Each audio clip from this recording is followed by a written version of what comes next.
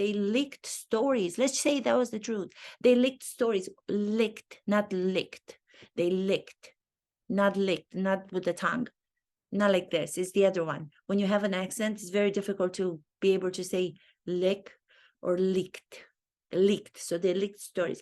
What stories would they be leaking about you because you don't have any interesting stories that they would want to share?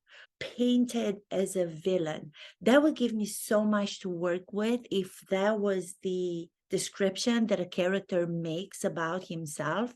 I would say, let's find what kind of villainous dimensions you have as the character.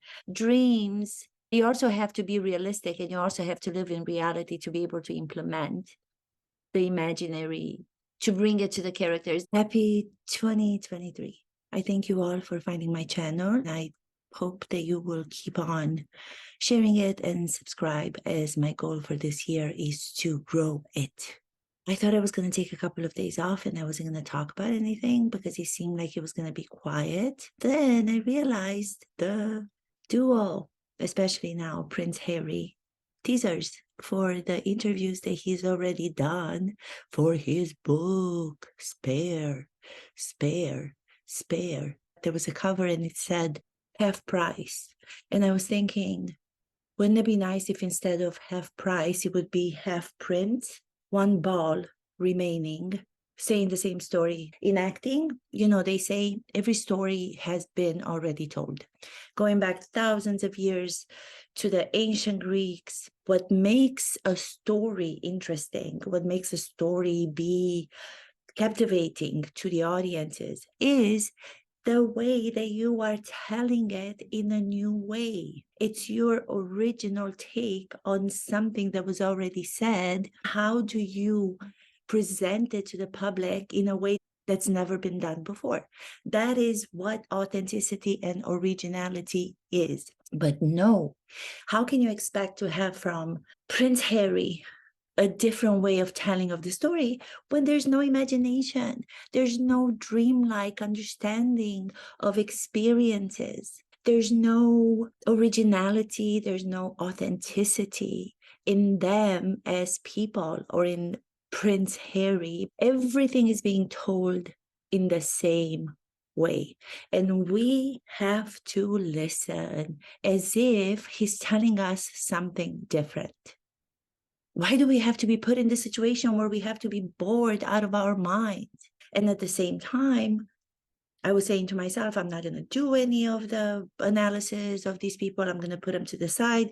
I'm going to focus on some of the movies that I have been able to see within the last couple of months, the ones that are being considered for the Golden Globes, I believe, is what's coming up in January. Then you wake up and you see everything on the news is about the duo. It's about him now. Oh my dear God. Okay, I'm going to start with something that he says. I don't even know. There are 2 interviews that he's doing before the book comes out. The one that he's doing with Anderson Cooper, the CNN reporter, whom himself comes from a very well-to-do family. I think it's the Vanderbilt family. And I do believe, which is really sad, I do believe that there was a documentary that I saw he did about his mom before his mom passed. This is Anderson Cooper, the guy who's interviewing Prince Harry in the United States. And I believe that his brother committed suicide when he was very young, which is really, really sad. So I was thinking maybe Prince Harry wants to have the interview done with Anderson Cooper because he's actually going to tell us about the experience they say that Meghan had during the time that she was part of the royal family, during the time where she was living in England and she couldn't tell anybody that she was having suicidal thoughts. So I don't know if that's going to be the case. I don't know, because the full interview is going to be happening on Sunday on 60 Minutes. So if they go into that in details and if they tell us about who the people were that they've asked for help and they weren't there to help them, okay, that would be something maybe that would, in a way, help people, because there's so many people. I talk about it in one of my previous videos. I went through a difficult period in my life and I didn't have all of the options these people have. You know, I had to deal with it, having to figure out my way through it with the help of my father, and then trying to find a professional, having to take into consideration, do I have my medical insurance that's going to cover it? I didn't have the millions of dollars where I could just call anybody and say, oh, can I come and talk to you for session?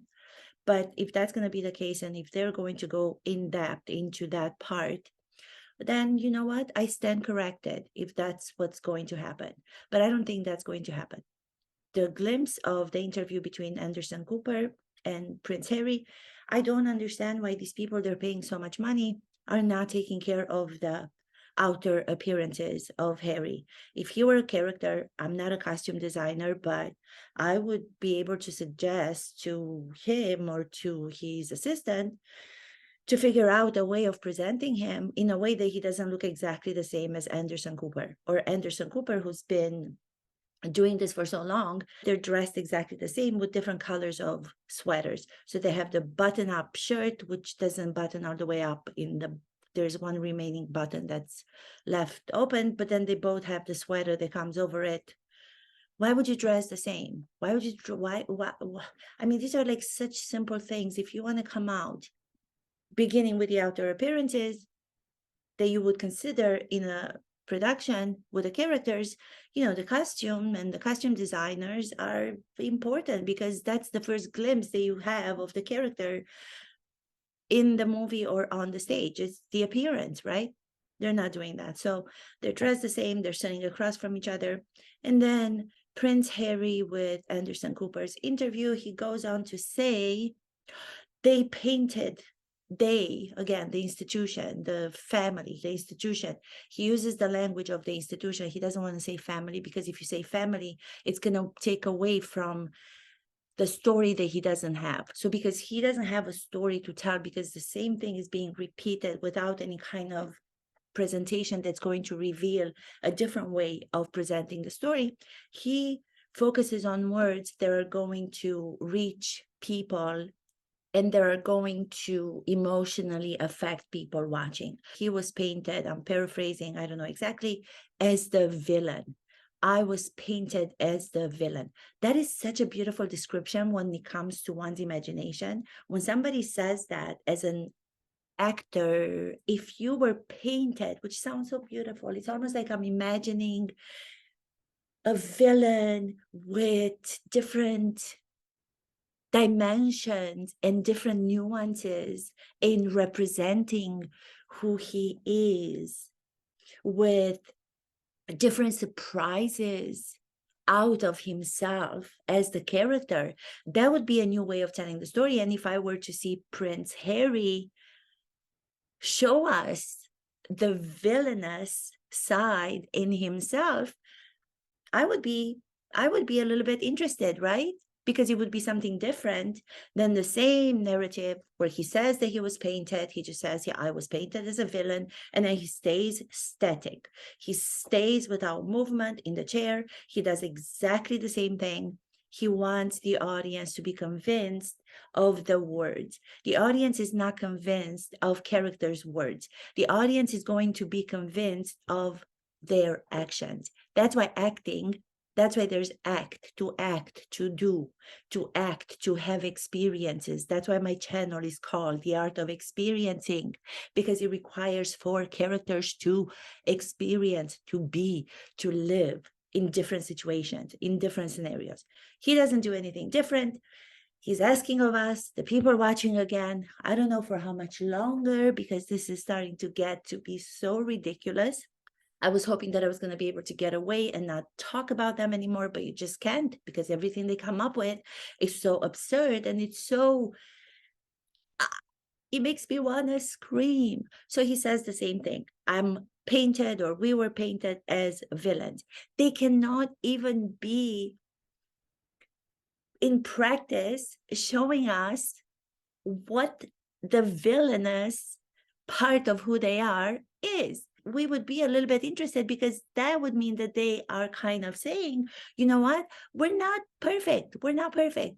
We might consider the royal family, the institution, the firm to be the monsters that are chasing us, and we have to run to freedom. We have to run to freedom. But at the same time, we are not perfect people. We are not perfect characters. Here's what we did wrong. Here are my actions and why they are maybe painting me or painting us, myself and my wife, to be the villains. That would be exciting, you know? It would be something new. Use your imagination. Use the words and the phrases that you are attaching yourselves to, which you think are going to give us punches into the gut because they're going to be so revelatory. Use them and produce actions. Do something villainous. Accept that which you say others are saying about you, painting us as the villains. They're not painting you as the villains because you haven't showed us that part in you even, which will make you a little bit more interesting. You're showing us the same boring side, the same one note behavior we've been hearing and we've been listening to. Imagining right now, see how I'm starting to imagine something that I already said. Imagine right now that somebody's sitting down as a musician at a piano, and for so many years they're just playing the same note, the same key, ding, ding, ding, ding, ding, ding, ding, the same one, the same note, the same note, the same note of the same story, blaming other people, the same note, I'm playing the same note, without themselves saying, oh, what would it be like to play this note? What would it be like to play this note? What would it be like to play this note? And reveal something that we haven't revealed of ourselves. Same story. The book is doing really well. Oh, I don't know. I'm not going to buy the book. There's no way that I want to. There's no way that I'm going to pay attention. I'm just going to wait for everybody else to read it, because why would I want to see the same story being told the same way? Why? Unless, like I said, he's decided that he wants to be interviewed by Anderson Cooper, who's got a past with mental illness in his family.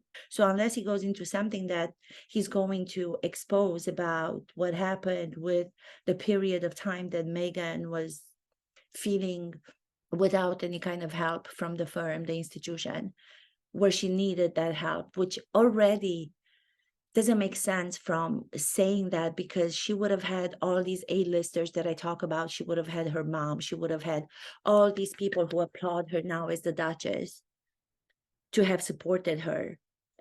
But I'm just saying, okay, the next thing that he goes to, which he says again and again and again, the institution, again, using the institution, not the family, the institution was licking stories out about him and his wife.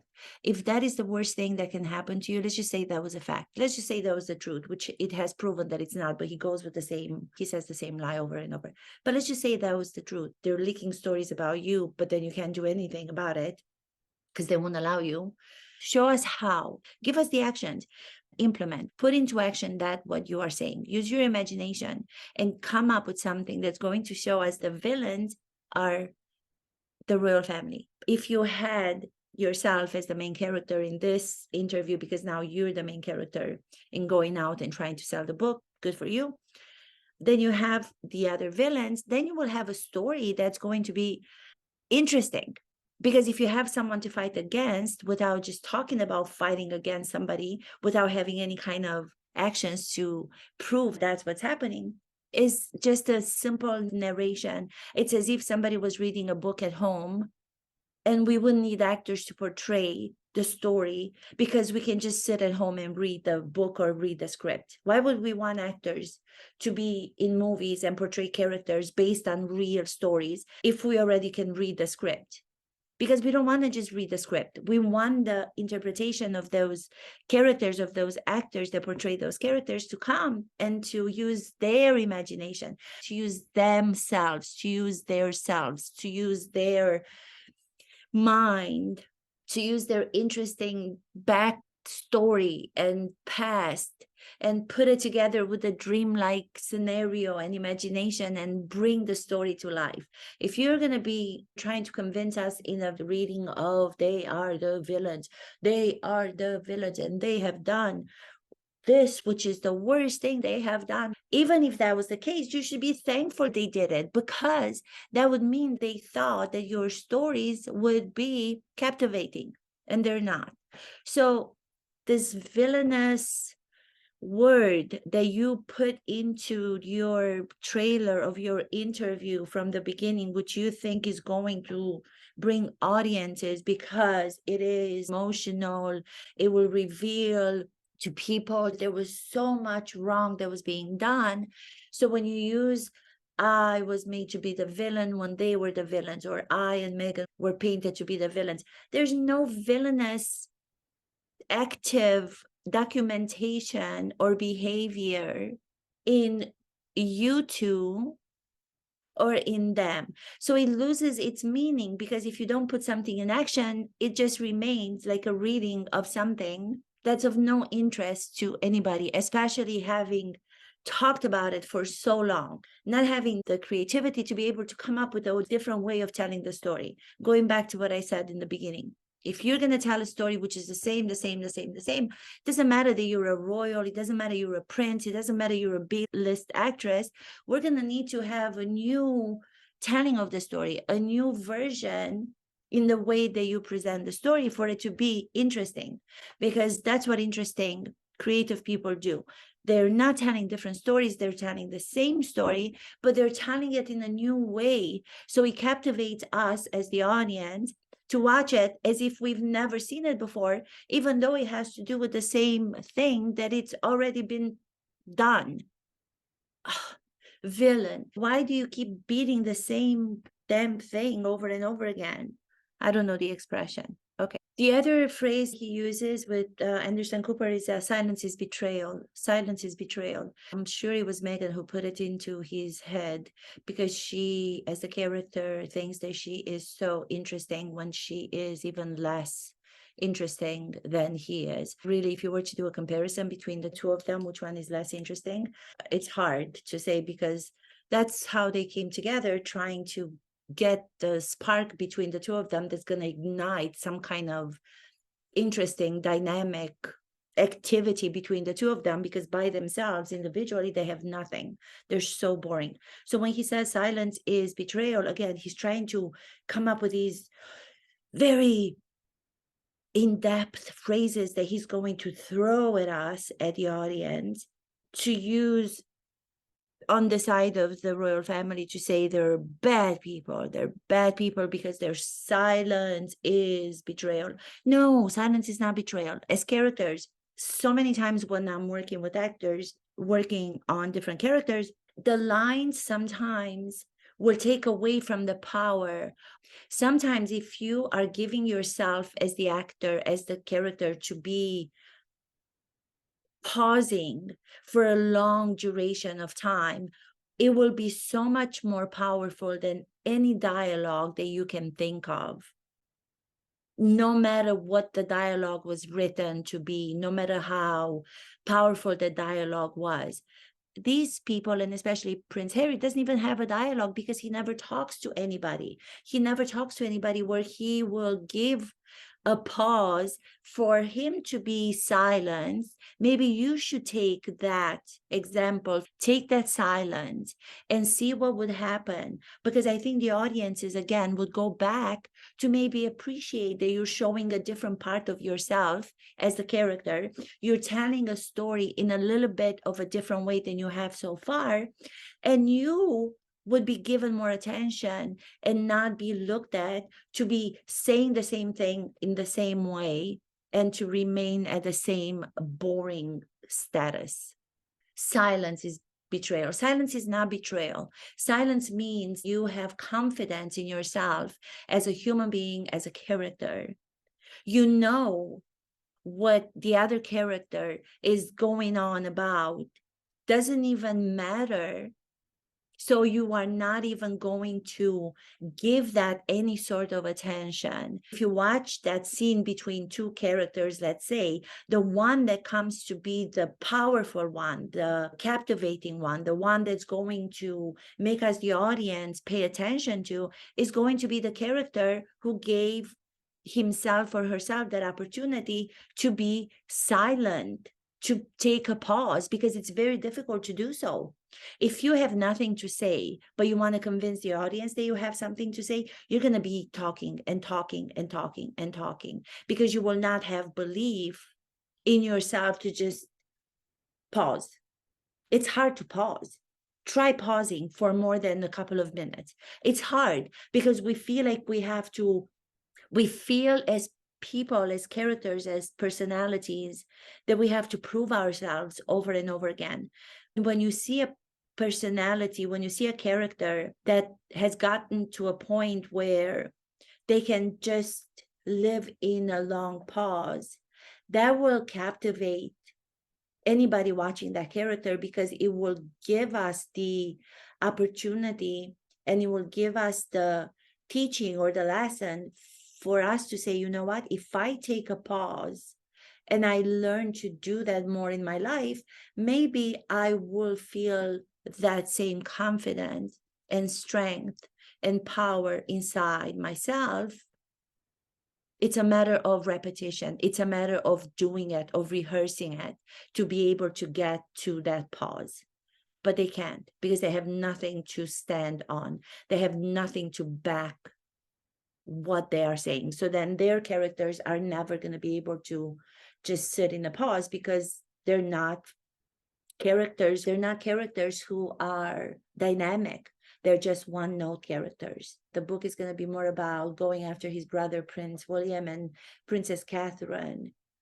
Already it is showing that them staying silent and not lowering themselves to their level, the polls are showing that majority of the people, especially in England, are with Princess Catherine and Prince William.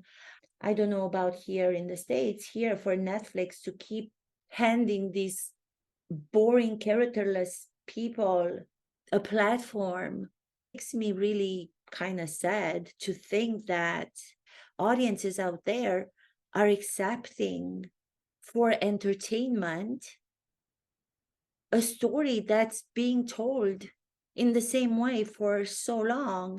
And I would think that as audience members, we would want better of people who are given a platform at the level of Netflix. Who are the people at Netflix? Who are the people in charge? I'm starting to think that all these positions are probably being filled by the same boring characters, because only they would be able to allow Prince Harry and Meghan to be on their platform with the same one-note story being told in the same way, without asking them to come up with something that's interesting. So they would probably have to be the same way. It just doesn't make any sense to me. They would give them such a powerful pedestal when they have nothing to say. They are relying on their titles, Duke and Duchess. Isn't it funny how everything they sign off on, they use Duke and Duchess, but at the same time, they're trying to pretend those titles do not matter. That's, again, if they were characters, why would this contradiction be part of these characters' description? We would have to find out what that is. And I would bet in the end, you would come up with the answer. They are people without characters. I don't think that you can find a character in acting, let's say, with all of the descriptions and all of the non-actions. They're only talk. They're not doing anything in practice. They're just theory. Theory is so boring, and everybody can talk, but very few people can do.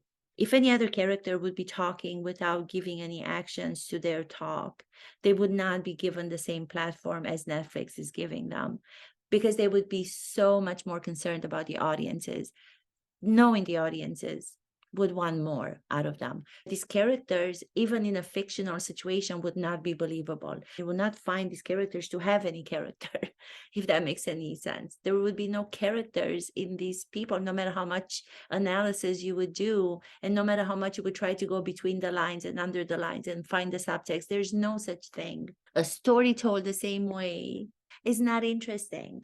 It's just going with the same thing, going with the same thing. Going with the same thing, going with the same thing. I hope we would wake up and just put them to the side. Oh my goodness. And now they're talking about there's going to be the possibility of Megan coming up with her memoir. So we're not going to be getting over these two. It's going to be on and on and on and on. They're just signing Duke and Duchess, and then they put themselves in a documentary, Live to Lead, with other global leaders. As an audience member, I don't even want to watch that. Live to Lead, to do the narration, to stand, to sit. It's just taken away from the power of those other leaders, alive and dead. Why would anybody want to associate a story with the likes of these two, who have no way of telling a story other than contradictions? That means the characters have no characters. Characterless characters. That's what I'm going to call this. Exactly. How much longer are we going to put up with this?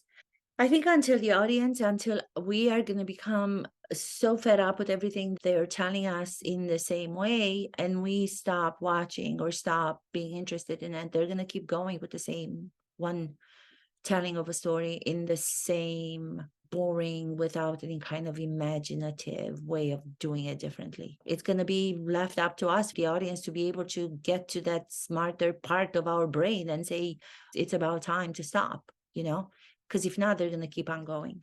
Anyway, I want to say thank you so much, you guys. I hope this is going to be interesting for you to watch. If not, I thank you anyway. Please subscribe and like my channel and share it. Thank you so much. This is Mihaela with The Art of Experiencing. Happy New Year.